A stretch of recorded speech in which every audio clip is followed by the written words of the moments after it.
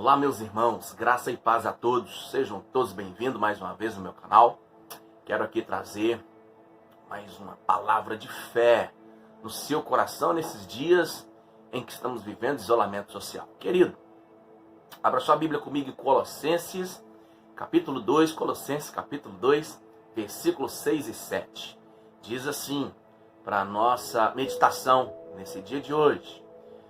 Aleluia! Colossenses capítulo 2, versículo 6. Portanto, assim como vocês receberam Cristo Jesus, o Senhor, continue também a viver assim nele, enraizados e edificados nele, firmados na fé, aleluia, como foram ensinados, transbordando de gratidão.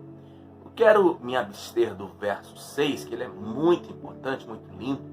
Ele diz como nós recebemos a Cristo. Como nós recebemos a Cristo? Nós recebemos Ele sendo nós ainda inimigos. Nós não fizemos nada para poder receber o Senhor Jesus Cristo. Nada. Simplesmente cremos no nosso coração que Ele haveria de ser o Salvador de todos os nossos problemas, de toda a nossa escuridão, de trevas em que vivíamos. Então nós recebemos Ele pela fé.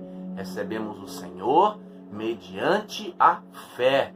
A crença que nós temos nele, declaramos com a boca, recebemos então Jesus Cristo. Assim continue andando nele, ou seja, mediante a fé. E o versículo 7 nos traz isso com a grande consideração. Firmados na fé, como foram ensinados, e transbordando de gratidão. Veja bem, ontem, no vídeo anterior, melhor dizendo, eu falei sobre Juízes capítulo 1, em que após a morte de Josué, o Senhor então agora dá ordens para as tribos poderem dividir a terra entre eles. Então a primeira consideração, a primeira ordem é para a tribo, para Judá. Judá, eu disse para os irmãos, significa louvor. Tudo que formos fazer na vida cristã, tudo começa com louvor. Adore ao Senhor, louve o nome dele.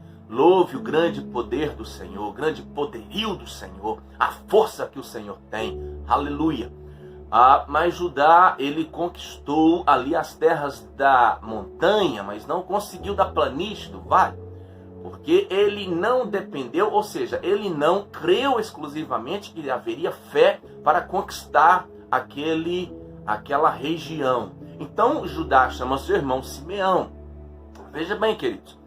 Eu disse no vídeo anterior que melhor que chamar alguém para estar ao teu lado é chamar o Deus Todo-Poderoso para que vá diante de você no problema ou no caminho que você quer seguir.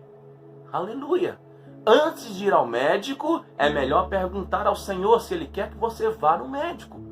Ou, melhor ainda, qual médico eu devo ir? Qual hospital eu devo estar? Melhor do que ter alguém ao seu lado te dando alguns conselhos, é melhor buscar o conselho do Senhor. Então não estou dizendo que nós não devemos ter parceiros, pessoas unidas conosco, juntos conosco no mesmo propósito. Não é isso que eu disse. Eu disse que Judá, ao invés de confiar na palavra que Deus já havia dito a ele, a Bíblia diz em Juízes capítulo 1, Deus já havia entregue aquela terra a Judá. Mas ele não creu, ele não teve fé de receber aquela palavra no seu coração. Por isso, então, o que fez Judá? Chamou o seu irmão para estar junto com ele, não dependendo exclusivamente da palavra que Deus já havia dito a ele. Aí que está. Eu e você, nós precisamos aprender a confiar única e exclusivamente na palavra que Deus está nos dizendo para seguirmos e fazermos, orientados, obviamente, pela sua palavra. A palavra de Deus, ela explica ela mesma. Aleluia! Glória a Jesus Cristo! Então, meus queridos, eu quero dizer para você, não estou dizendo para você não pedir conselhos para ninguém, mas eu digo que antes de você pedir conselho a alguém, peça primeiro o conselho ao Senhor.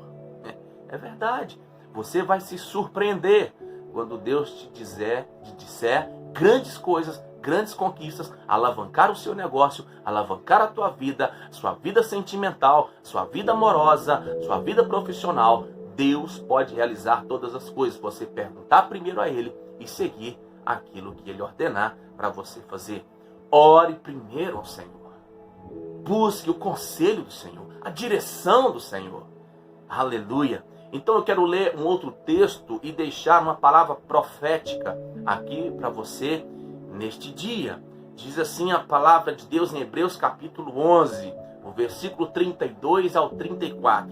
E que diremos mais? Certamente me faltará o tempo necessário para referir o que há a respeito de Gideão, de Baraque, de Sansão, de Jefté, de Davi, de Samuel e dos profetas, os quais, por meio da fé, subjugaram reinos, praticaram a justiça, obtiveram promessas, fecharam a boca de leões, extinguiram a violência do fogo, escaparam ao fio da espada, da fraqueza tiraram força, fizeram-se poderosos em guerra, puseram em fuga exércitos de estrangeiros. Queridos, na Bíblia não há nada, nenhum detalhe na Bíblia é insignificante ou é algo que nós podemos passar despercebido.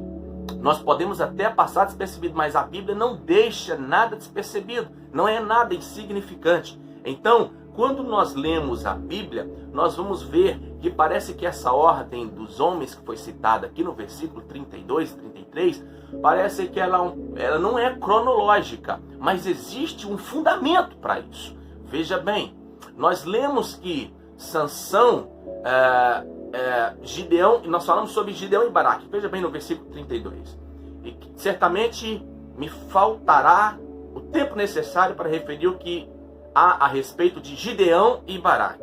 Veja bem, Gideão e Baraque. A primeira coisa que nos chama a atenção é que Baraque veio antes de Gideão.